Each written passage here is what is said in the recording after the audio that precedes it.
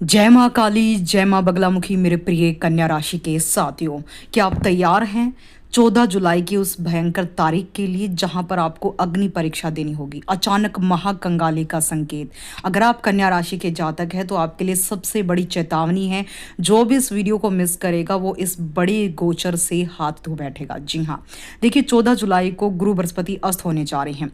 भाग्य, धन, संतान, सुख, सौभाग्य के कारक देव गुरु बृहस्पति 14 जुलाई 2026 को सूर्य के निकट आकर अस्त हो जाएंगे। अब शुभ कार्यों के दाता का अस्त होना, और स्क्रीन पर आप देख पा रहे होंगे कन्या राशि के लगन भाव के, आप देख पा रहे होंगे इनकम के घर में गुरु अस्त हो रहे हैं। तो आपकी इनकम यानी कंगाली का दौर शुरू होने वाला है। नमस्कार साथियों, मैं हूं आपकी आचार्य रितु और आपका स्वागत करती हूं आपके अपने ज्ञान दर्शन यूट्यूब चैनल में। 14 जुलाई से देवगुरु बृहस्पति अस्त होना यानी कन्या लगन वालों के लिए बहुत बड़ी सावधानी। आपके लिए सिर्फ एक गोचर नहीं बल्कि आपके लाभ के द्वार पर लगा एक बड़ा ताला है। क्या आपका करियर, क्या आपका परिवार सुख इस गुरु अस्त के तांडव में फंसने वाला है? आज के इस वीडियो में हम डिकोड करेंगे इस पूरे प्रेडिक्शन भविष्यवाणी को और बात करेंगे 25 कड़वे सच की, जो कोई आपको नहीं बताएगा। क्या होगा आपके साथ, चलिए ज्ञान दर्शन पर जानते हैं। तो सबसे पहली भविष्यवाणी है आय में अस्थिरता। क्योंकि गुरु आपके इनकम के घर में बैठे हैं, सूर्य के निकटतम बैठे हैं, सूर्य के साथ बैठे हैं, तो आय में अस्थिरता, अचानक से इनकम के साधन में उतार चढ़ाव देखने को मिल सकता है। दूसरा है कार्य क्षेत्र में चुनौतियां, बॉस और वरिष्ठों के साथ काम का तनाव बढ़ेगा। और सप्तम भाव का प्रभाव, जी हाँ, क्योंकि 12वें भाव का भी स्वामी गुरु बृहस्पति है आपका। दाम्पत्य जीवन में छोटी मोटी बातों पर बहस होने की आशंका है। जी हाँ, व्यापारिक साझेदारी, बिजनेस पार्टनर के साथ तालमेल बिठाने में दिक्कतें आपको आ सकती हैं। भूमि भवन के विवाद, क्योंकि चौथे भाव का भी स्वामी गुरु बृहस्पति है। जब चौथे भाव और सप्तम भाव का स्वामी एकादश भाव में इनकम के घर में बैठकर अस्त हो जाए तो ये तीनों के तीनों भाव प्रभावित होंगे। जी हाँ, भूमि भवन के विवाद में आप फंसने वाले, घर में मरम्मत, संपत्ति के मामलों में देरी होगी। माता का स्वास्थ्य, क्योंकि चौथा भाव माता का घर भी है, तो माता के स्वास्थ्य को लेकर चिंताएं बढ़ सकती हैं। अहंकार से बचे कन्या राशि। जी हाँ, आपके भीतर इस दौरान मैं की भावना प्रबल हो जाएगी। बस मैं ही हूं और मेरे अलावा कोई नहीं है, जो आपके लिए बेहद ही नुकसानदेह है। क्योंकि ज्ञान तो अस्त हो जाएगा, अगर आप अपनी बुद्धि को भी ध्वस्त कर लेंगे तो फिर आपका क्या होगा? अधूरी इच्छाएं, एकादश भाव के स्वामी का अस्त होने से जो काम बनते बनते रुक रहे थे वे और ज्यादा खींचेंगे और ज्यादा लेट होने वाले हैं। अनावश्यक खर्चे, घर की सुख सुविधाओं की चीजों पर बेवजह के फिजूल खर्चों का यहाँ पर बवंडर होने वाला है। आशा करती हूँ कि आप मेरी सरल भाषा और इस शब्दों को समझ पा रहे होंगे ताकि सभी इस गोचर को ध्यान से समझ पाएं। मित्रों से दूरी, दोस्तों से सहयोग की उम्मीद कम रखें। जी हाँ, गलतफहमियां बढ़ सकती हैं। शिक्षा में बाधा, जो छात्र विदेश जाने या फिर उच्च शिक्षा की सोच रहे थे उन्हें इंतजार करना होगा। जी बिल्कुल, उन्हें अभी और ज़्यादा इंतजार करना होगा।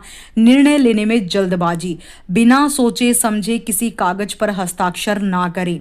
योजनाओं का फेल होना, जो प्लानिंग आप महीनों से कर रहे थे उनमें अब बड़ा बदलाव करना पड़ सकता है। जी हाँ, पेट के विकार, पाचन तंत्र बिगड़ेगा, आंतों से संबंधित स्वास्थ्य समस्याएं बढ़ेंगी, डाइजेशन गड़बड़ाएगा, एसिडिटी, जलन, अपच की समस्याएं, पेट फूलना, मोटापा बढ़ता हुआ नजर आएगा। थायराइड, बीपी, शुगर जैसी अन्य बीमारियां भी आपके जो हैं आप उनकी चपेट में आ सकते हैं। बिल्कुल, देखिए यहाँ पर आपकी रेपुटेशन पर, समाज में आपकी रेपुटेशन, आपकी छवि को लेकर आपको बहुत ज़्यादा सावधान रहना है।